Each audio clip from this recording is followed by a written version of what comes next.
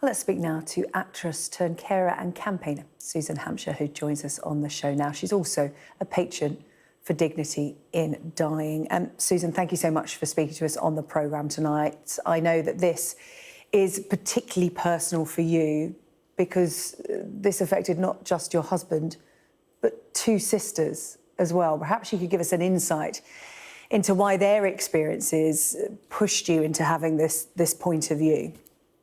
I have believed in this point of view way for many, many, many years, but it's taken Dame Esther Rantzen to bring it to light and everybody to be talking about it. And it's such an important subject because people should have a choice about the end of their life.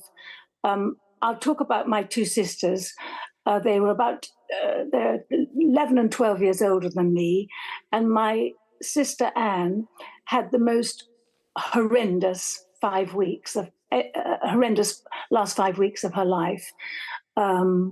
She was in great, great pain, and she kept saying to me, please help me, because all she wanted was to be able to be released from the agony that she was in. And she kept saying, I'm not going to get any better. And we were not allowed to do anything.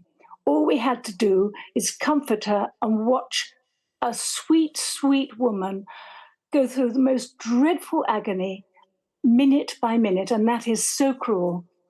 My sister Jane also spoke about this, but she said, well, just please let them give me a pill. And in the end, actually, she just stopped eating so that she got to the end. But, you know, people want to be able to die with their loved ones around them, life to be taken away. And if they know they're not going to get better and they've only got a few weeks to live, why make them suffer?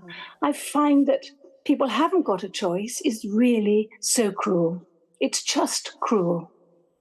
You wouldn't, I mean, let's face it, cats, dogs, if they're suffering, you're humane and you care for them and you make sure that they can be quietly put to sleep. But for humans who are begging not to have to suffer any longer, nothing can be done.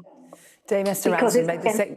Yeah, Dame Esther Rantzen made the same point today. You know, she said it's frightfully British, isn't it? That, you know, we look after our pets and make sure they're comfortable at the end. But when it comes to human beings, it's the art of suffering almost. And it's interesting, isn't it? Because a lot of people say, look, more needs to go into palliative care. But from what I understand, both of your sisters had palliative care at the end, and yet they still suffered. And having spoken to Dame Leith on this show, she said that people have this idea of almost like a movie ending to their life and slipping away quietly.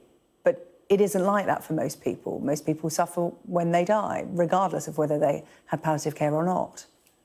I can't speak for other people, but I certainly watched both my sisters have the most appalling last weeks of their life, which was quite unnecessary. And you have to be well off to go to Switzerland. So there's one rule for the rich and one for the poor. And that doesn't seem fair either, does it?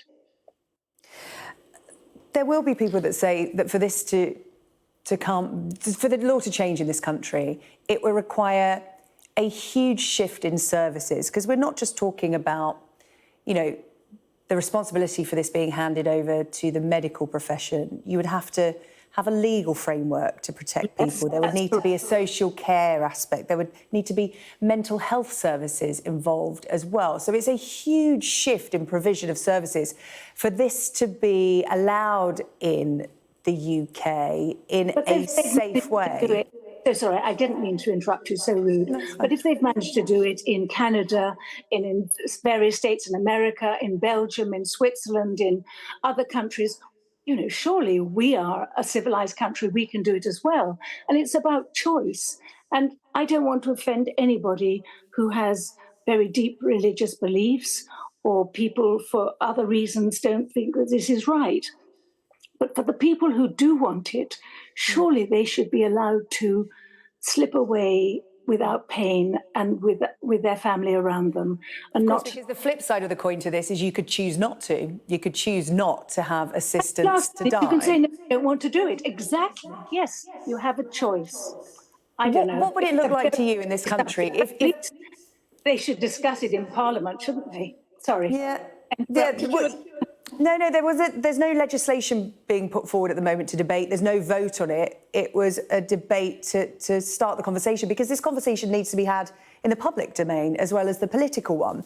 But what would it look like to you if the law were to change? For example, if a member of your family or you yourself were to go through this, what would you want the framework to look like so that you would be safe, so that people could be sure that you weren't being lent on? Because the argument can be that people will feel that they're a burden and they feel like they have to do this to save their loved ones from suffering, or, you know, there could be more foul play measures at stake here. Do you see what I mean? What would the framework look like to you to make sure people are safe in this?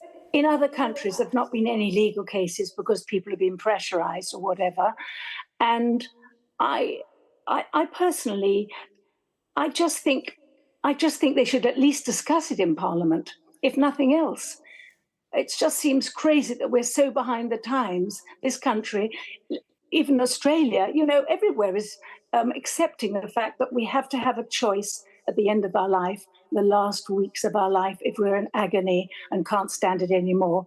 And you would have to have 2 doctors, and I think there's a legal person as well that have to sign things off. It's not just a relative saying, oh, let's get rid of her and give her some potion or something and then she's dead. No, it's a very, very precise and detailed format that has to go through for somebody to be able to be released from life when they're in agony.